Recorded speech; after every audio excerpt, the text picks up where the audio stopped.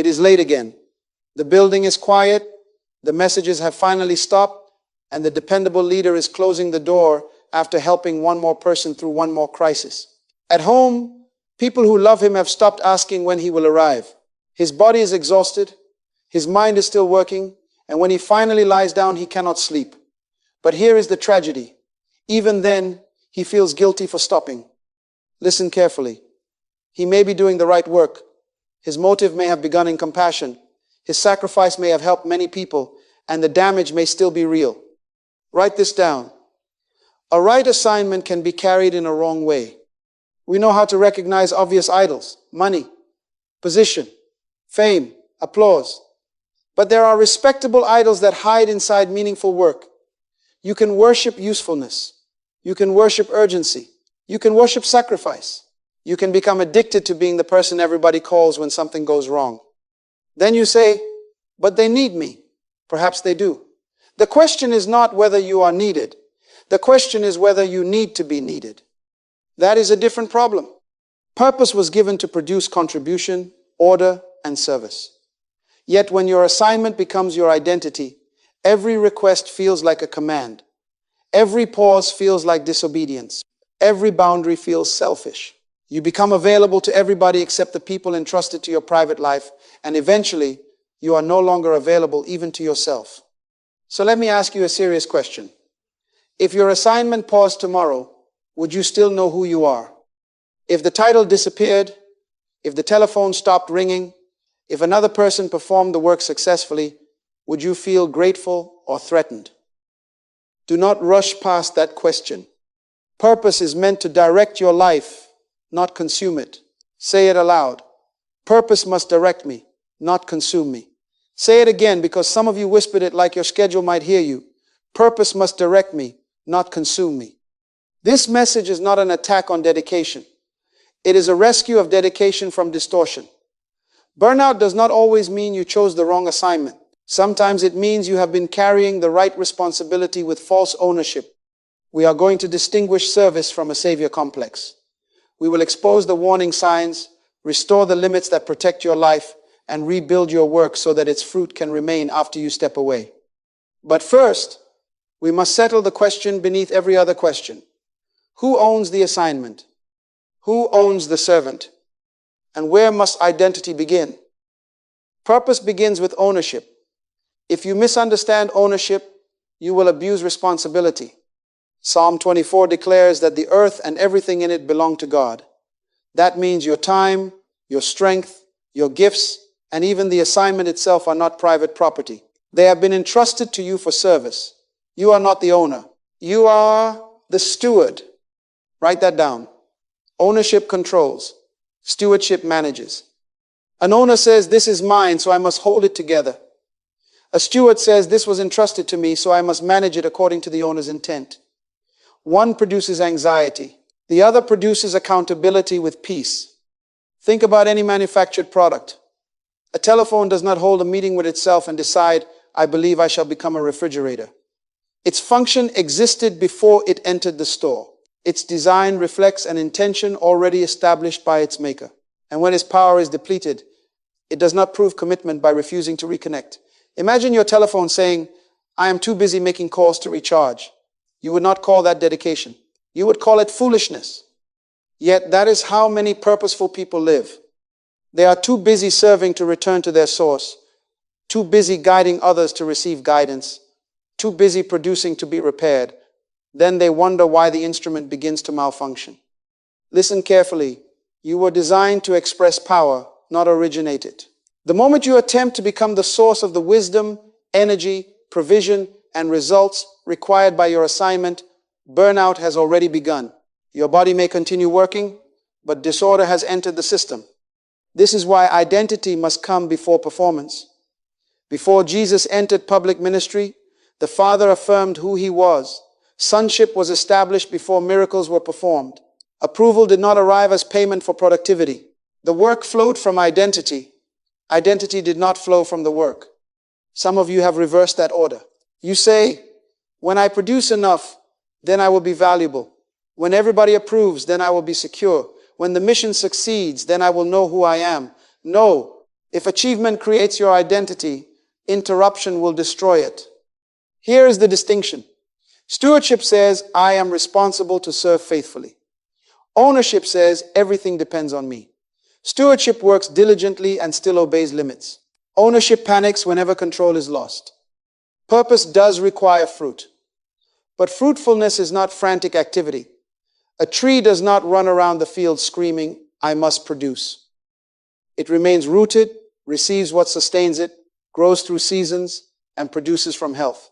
Lasting fruit requires alignment, cultivation, patience, and connection to the source. Now say this aloud. I carry responsibility, but I do not carry ownership. Again, I carry responsibility, but I do not carry ownership. Your assignment deserves faithfulness, but it does not have permission to become your identity. It is important, but it is not your God. And when stewardship becomes ownership, a genuine burden can quietly mutate into a savior complex. That mutation is what we must expose next.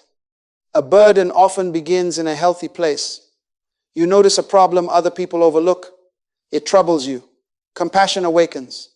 Your gifts begin reaching toward a solution. Nehemiah heard about broken walls and could not dismiss the need. Jesus saw confused, vulnerable people and responded with compassion. Purpose often announces itself through the problem you cannot comfortably ignore. But listen carefully. Being moved by a need does not make you responsible for every need. The corruption happens gradually. First you say, I have been sent to help address this problem. Later you say, I must solve every version of this problem for every person who brings it to me. That is no longer assignment. That is false ownership wearing the clothes of compassion. Write this down. Service answers responsibility. Compulsion answers guilt. A savior complex is not merely caring too much. It is assuming duties you were never given. It is protecting people from every consequence of their choices. It is treating every request as an instruction. It is believing that your absence will produce catastrophe. Then the exhausted helper says, nobody can do anything without me. 5 minutes later, the same person says, why must I do everything around here? Well, you trained everybody to wait for you and now you are angry because they learned the lesson. That is not leadership. That is dependency with good publicity. And here is the difficult part. Over-responsibility can contain pride.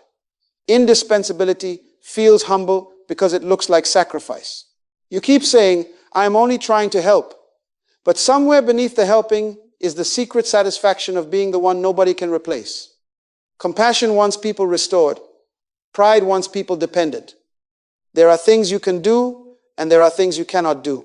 You can prepare, you can teach, you can organize, you can warn, you can offer help.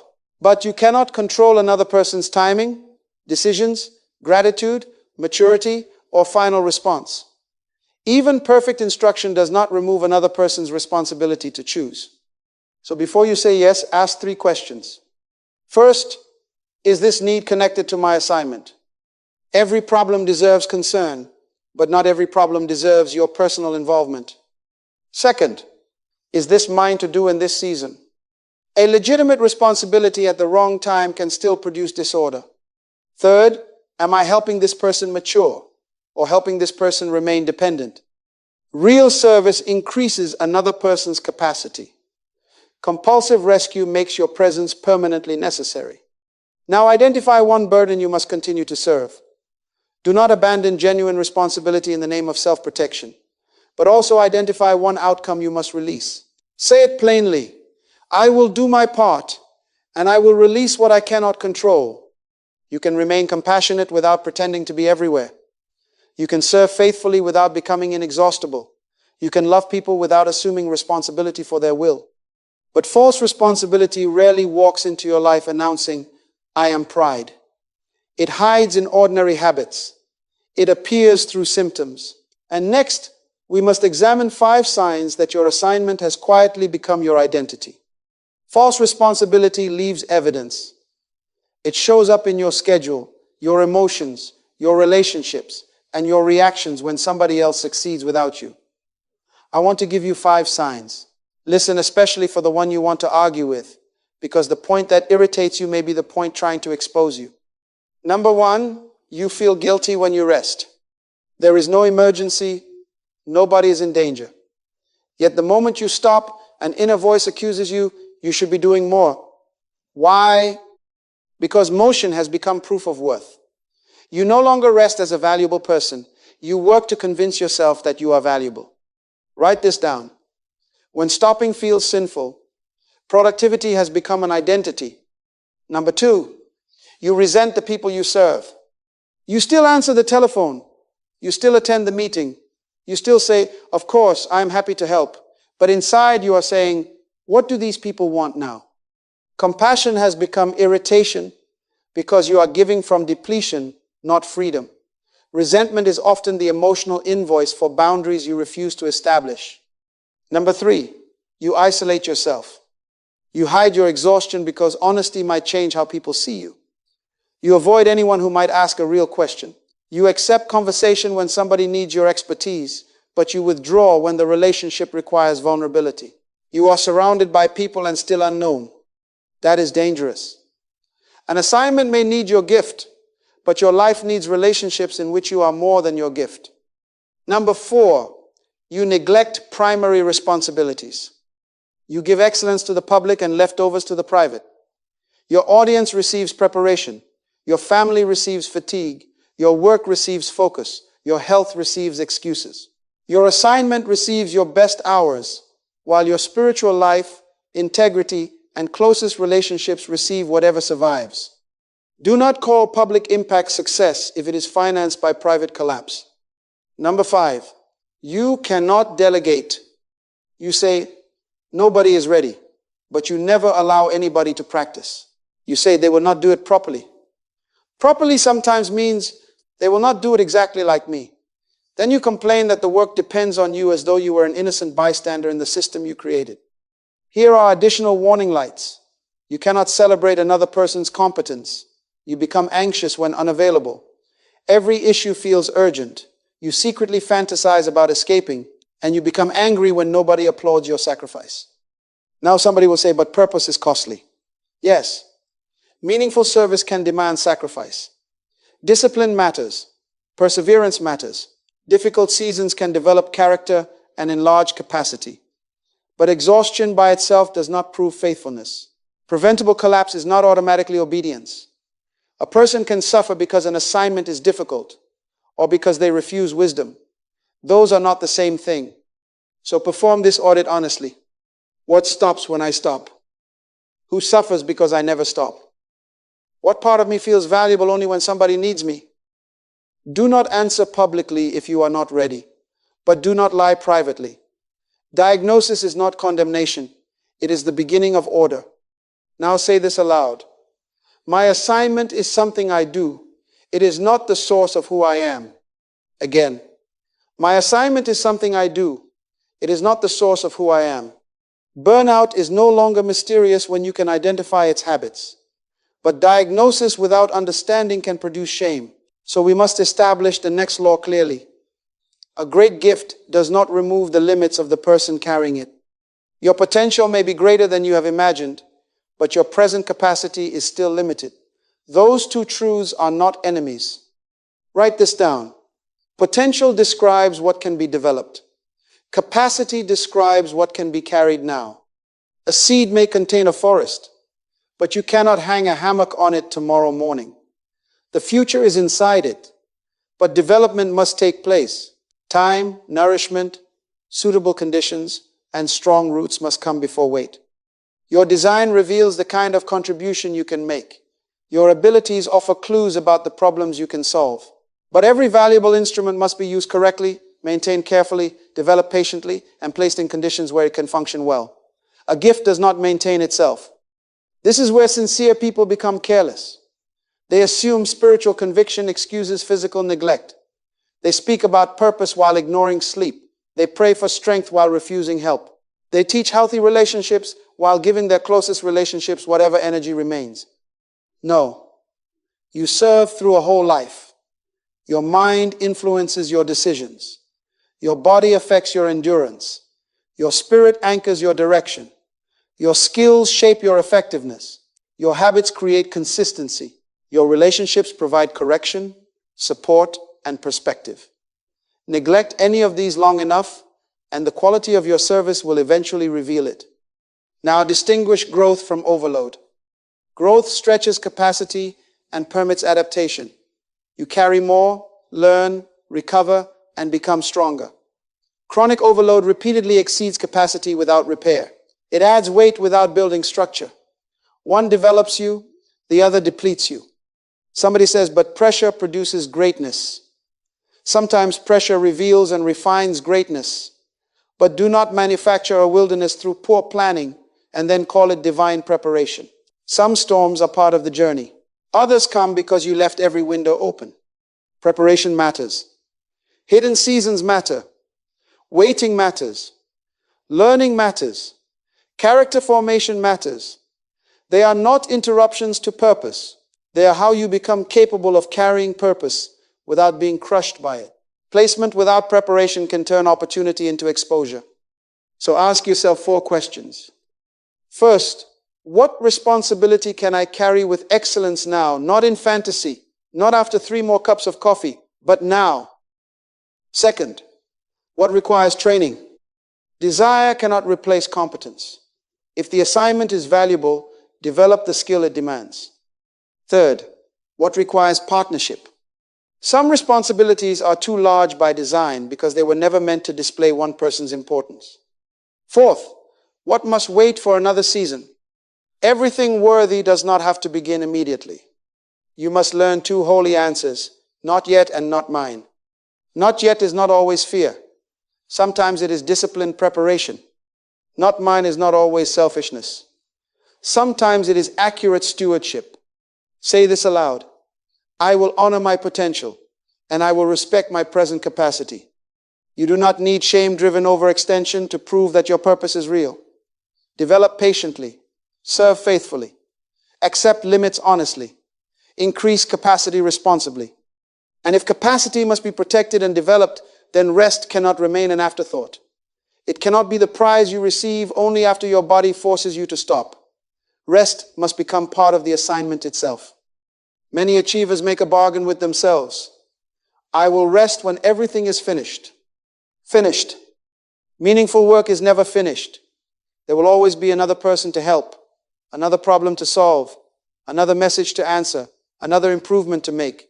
If completion is your permission to rest, you have designed a life in which rest is impossible. Write this down. Rest is not a reward for finishing life. It is preparation for continuing it well. There are 2 ways to understand rest. Reward-based rest says, I must earn the right to stop. Stewardship-based rest says, I must stop at the right time so I can remain faithful. One treats rest as a medal. The other treats it as maintenance. Return to the manufacturer's principle. If you owned a valuable machine, you would not prove your commitment by running it continuously without inspection, lubrication, or repair. That would not increase its usefulness. It would shorten its life. Yet some people treat their bodies and minds worse than they treat their automobiles. A warning light appears in the car, and they immediately call the mechanic. A warning light appears in their soul, and they say, I rebuke this fatigue. No, sometimes you need to go to bed. Rest is broader than sleep. Sleep matters, but rest also includes spiritual reconnection, mental quiet, physical recovery, reflective thinking, unhurried relationships, and periods when you are not available to every demand. You need moments in which nobody is extracting an answer, requesting a decision, or depending on your performance. Why does that silence make some people uncomfortable? Because activity has been protecting them from themselves. When the noise stops, fear speaks. Grief surfaces, uncertainty becomes visible. The question returns, who am I when I am not producing? That is why rest is not merely physical. Rest exposes identity. If you cannot be still without feeling worthless, the problem is deeper than your calendar. Now, do not confuse restoration with escape. Rest does not mean abandoning responsibility, avoiding difficult conversations, or spending hours numbing yourself while disorder grows. Passive escape returns you to life foggier and further behind. Restorative rest returns you with clearer judgment, renewed strength, and a recovered sense of proportion. Here is a practical rhythm. First, establish a daily stopping boundary. Choose when work ends unless there is a genuine emergency. Second, protect a weekly period for worship, reflection, relationships, and renewal. Third, review your life seasonally. Ask what is producing fruit, what is draining capacity, and what no longer belongs in this season. Fourth, recover deliberately after unusually demanding work. Extraordinary output requires corresponding renewal. Now, complete this sentence honestly. To preserve the assignment, I must stop treating as optional. Perhaps it is sleep. Perhaps prayerful silence. Perhaps exercise. Perhaps time with your family. Perhaps one day when your telephone does not behave like it owns you. Rest is not laziness when it preserves faithful service. It is not diminished commitment. It is disciplined maintenance of the instrument through which Pujitake is expressed. But personal renewal solves only part of the problem. You may restore one servant and still leave the mission dangerously fragile. If everything continues to depend on that one servant, exhaustion will return. The next task, therefore, is to build work that does not require your depletion to survive. Here is a test of leadership. What happens when you are absent? If one person rests and the entire work collapses, the problem is not merely that person's stamina. The mission has been designed around dependency. You did not build an organization. You built an extension of your nervous system. Write this down. Anything that needs your exhaustion to survive has not yet been built to last. Durable service requires 4 things: boundaries, systems, delegation, and succession. First, boundaries. A boundary is a decision made before pressure arrives.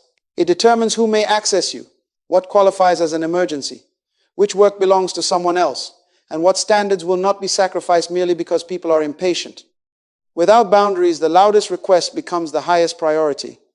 Your telephone becomes your supervisor, urgency becomes your theology, and every person with your number thinks they have a key to your life.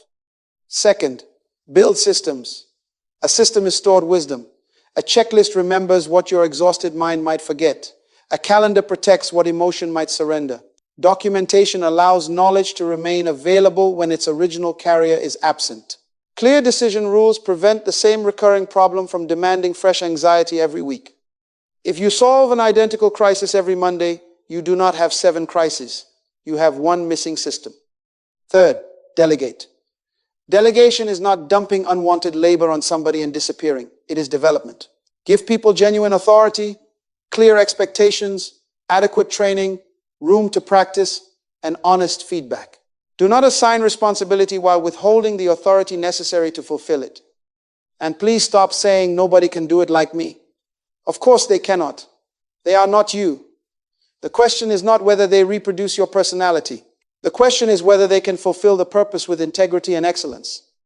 Perfectionism can protect ego while pretending to protect standards. If your method is the only acceptable method, multiplication becomes impossible. Fourth, prepare succession. Jesus spoke about fruit that remains. Remaining fruit is not merely what you accomplish while present. It is what continues because you prepared people to carry responsibility after your role changes. Mature servants do not only solve problems, they develop problem solvers. They do not merely gather followers. They produce leaders. They do not build monuments to their availability. They build capacity in others. Take a page and create 4 columns. Column 1, stop doing. These are activities that no longer serve the central assignment. Column 2, systematize. These are recurring duties that need a repeatable process. Column 3, delegate. These are responsibilities another person can be trained and authorized to carry. Column 4, personally retain. These are the few duties that genuinely require your role, judgment, or gift. Then identify people who have permission to confront you, who can say, you are overworking, who can challenge isolation, neglected relationships, or ethical drift without being punished for their honesty. If nobody can correct you, your success has made you unsafe. Shared responsibility does not weaken purpose. It protects purpose from fatigue, absence, changing seasons, and eventual departure. Durability is stronger than heroics. Multiplication is stronger than indispensability. Say it aloud. I will build people, not dependency. But if you are already depleted, a worksheet alone will not restore you. These principles must now become an ordered sequence of courageous actions, a practical path from collapse back to clear stewardship. Recovery begins when you stop lying about depletion. You cannot heal what you insist on calling dedication. If you are exhausted, say so. If you are resentful, admit it. If your relationships are damaged and your judgment is weakening, do not cover disorder with spiritual vocabulary. Write this down. Truth is not the enemy of purpose. Truth protects purpose. I want to give you 6 steps. Step 1, acknowledge the condition. Examine your body. Are you constantly exhausted? Examine your emotions. Have you become numb, irritable, or secretly angry with those you serve? Examine your spirit. Have you lost quiet connection with the source of your assignment? Examine your relationships. Who has been wounded by your absence? Examine your work. What can you no longer perform safely or with excellence? This is not condemnation. It is inspection. Wise stewards inspect what they manage. Step 2, reduce the load. Separate genuine emergencies from manufactured urgency. Pause non-essential commitments. Renegotiate deadlines. Cancel activity maintained mainly to protect an image. Communicate your limits plainly, without writing a 10-page defense of why you are human. Reduction is not necessarily resignation. You may not need to abandon the assignment. You may need to decrease the output, change the method, or step back long enough to recover judgment. Pruning is not destruction when it protects future fruit. Step 3, restore healthy rhythms. Rebuild sleep. Restore nourishment and movement. Create space for reflection, learning, prayer, and spiritual reconnection. Protect unhurried time with the people who should not have to schedule an appointment to experience your presence. Do not try to repair 6 years of neglect in 6 days. Recovery is not another performance competition. Consistency matters more than drama. Step 4, reconnect with people. Some of you need to say, my intentions were sincere, but my way of carrying this work hurt you. I am sorry. Then listen without turning the apology into a speech about how much pressure you were under. Good intentions do not erase relational consequences. Invite trusted people into the recovery. Receive feedback. Accept practical help. Let somebody carry a responsibility without standing over them like an anxious supervisor. If you ask for assistance and then redo everything they did, you did not delegate. You recruited an audience. Step 5, reassess your responsibilities. Identify the core assignment, then separate it from inherited expectations, outdated roles, guilt-driven promises, and work that properly belongs to somebody else. Ask, was I assigned this or did I absorb it? Does it belong to this season or am I preserving a season that has ended? Change is not always betrayal. Sometimes change is alignment. Step 6, rebuild gradually.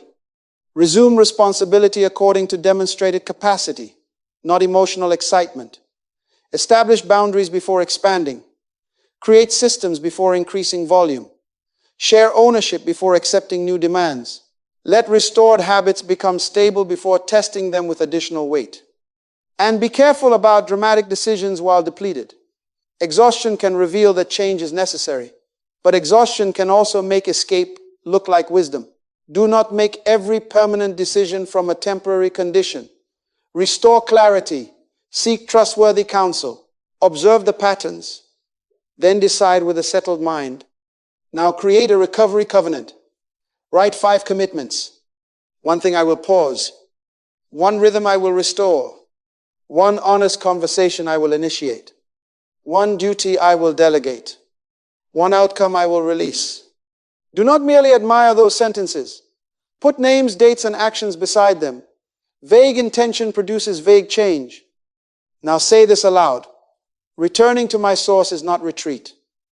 Accepting help is not failure. Reducing my load is not abandoning my purpose. Again, I am recovering so I can steward faithfully. You are not walking away from responsibility. You are removing the disorder that has corrupted it. You are not becoming less committed. You are becoming more truthful, more sustainable, and more mature. But recovery will not last. if you return to the same scoreboard that rewarded your collapse. If success still means more hours, more visibility, more output, and more dependence on you, the old pattern will rebuild itself. So one final task remains. We must redefine what success means. The old scoreboard measures hours, volume, visibility, speed, praise, and how many people cannot function without you. It rewards the appearance of importance even when your private life is collapsing. But the kingdom asks a different question. Not merely how much did you produce, it asks, what kind of person did you become while producing it, and what will remain when you are gone? Write down these 5 measures of mature success.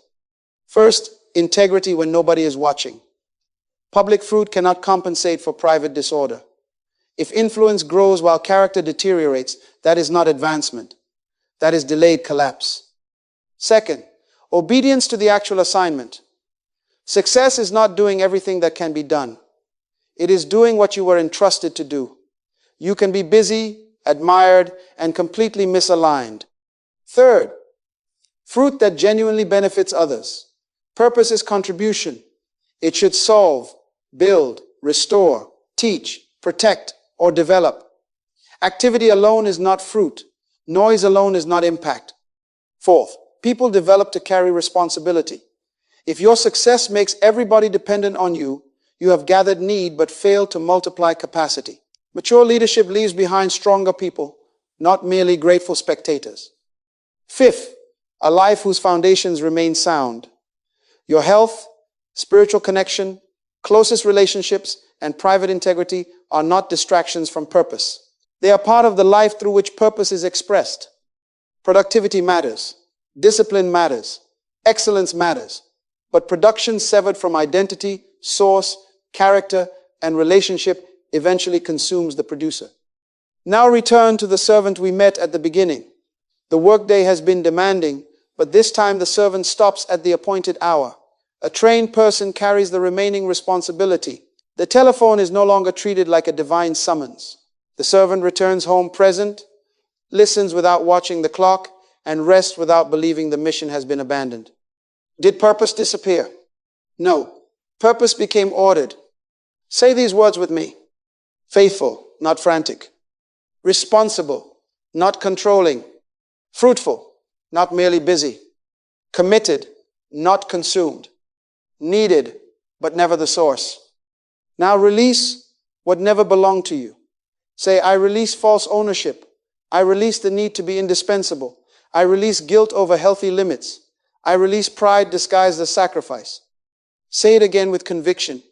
My purpose will direct my life, but it will not devour my life. And before this week ends, take 4 actions. Schedule the recovery you keep postponing. Tell one trusted person the truth. Transfer one responsibility you should no longer carry alone. Protect one relationship that has been receiving your leftovers. Do not wait for another collapse to give you permission. Your gift will serve without becoming your identity.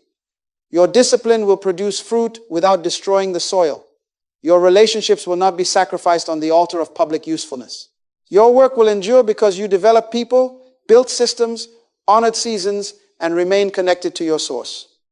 You will be faithful without being frantic. You will carry responsibility without claiming ownership. You will contribute without disappearing inside your contribution. Purpose will direct you. Wholeness will preserve you. And shared stewardship will allow the fruit to remain. Begin now. One honest decision, one released burden, one restored rhythm, one faithful step.